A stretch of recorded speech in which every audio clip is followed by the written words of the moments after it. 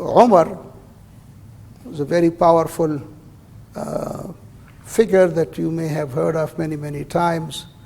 It was when he joined, when he became a Muslim, the Muslims became stronger just because of that one individual, a very powerful individual, a brilliant administrator, and so on, as we will see later in his life.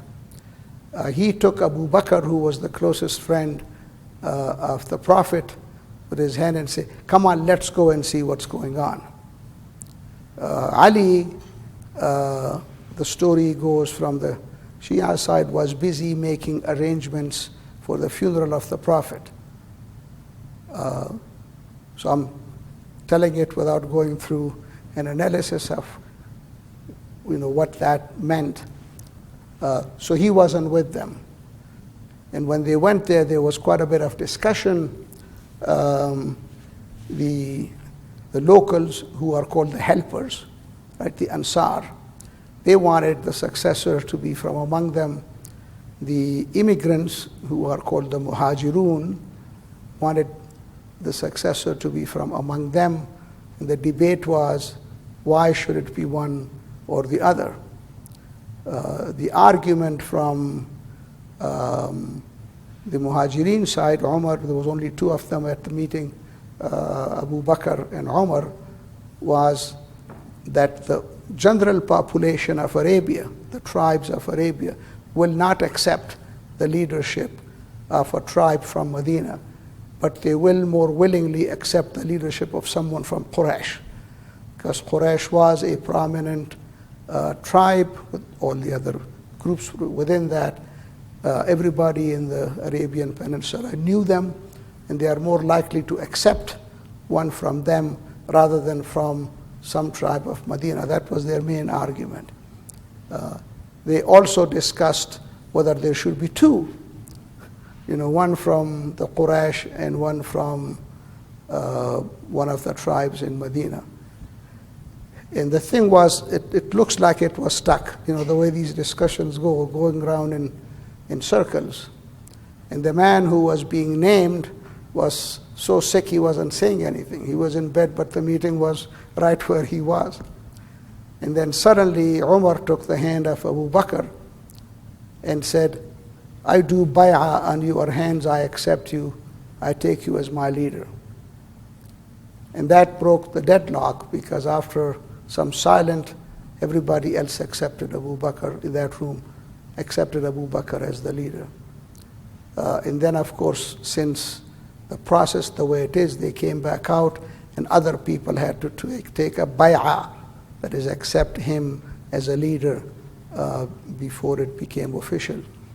And then, of course, after the Prophet, peace be upon him, was buried, he gave his inaugural address, which the Muslims call as his khutbah.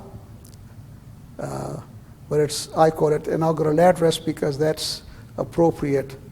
And if you want to see a few words about that, you can go on the Dar al-Islam website and look for the khutbah I gave on Obama, after Obama's inauguration. There was a period of 3 or 4 weeks where the Library of Congress, for a special project, were asking people who spoke to the religious groups during that period to submit something. So I gave one lecture on that on a Friday in Fairfax, and we submitted it. The text that is with it, Tariq, do we have the text on the website that we submitted? The text is probably better than the sound because I edited it a little bit.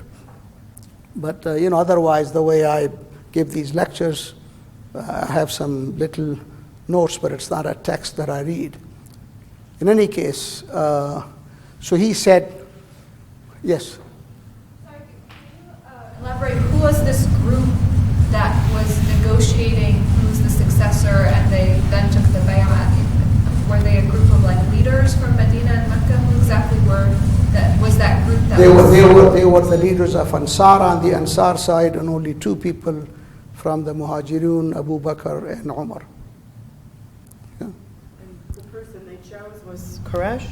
Yes, Abu Okay. Bakr.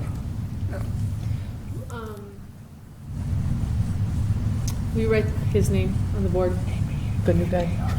Do it. Yeah, we will. I think it's there when we go next. Okay, there he we go, is. okay? Yeah. So I'll it's come over to next. those. I'm describing the process. Good. Yeah. So the process was that Abu Bakr got chosen after a lot of debate. Ali was not there, and Ali's friends were upset that he was not even a part of the discussion, and they felt like he should have been elected because he was related to the Prophet. It's the cousin. He was a cousin. He was also the husband of his daughter, his youngest daughter. Okay, now if we don't analyze it, that is where we will leave it. If you analyze it, you will say, well, Abu Bakr, the Prophet, was 63 when he died. Abu Bakr was 61 at that time. He had been his friends from way back. They knew each other. The Prophet would make him as the Imam when he was away. He made him the leader of the first Hajj when they went. Ali, on the other hand, was 23 and 10. He was 33 years old. So it is unlikely that he would have been selected even if he had been present. But the facts are he was not there.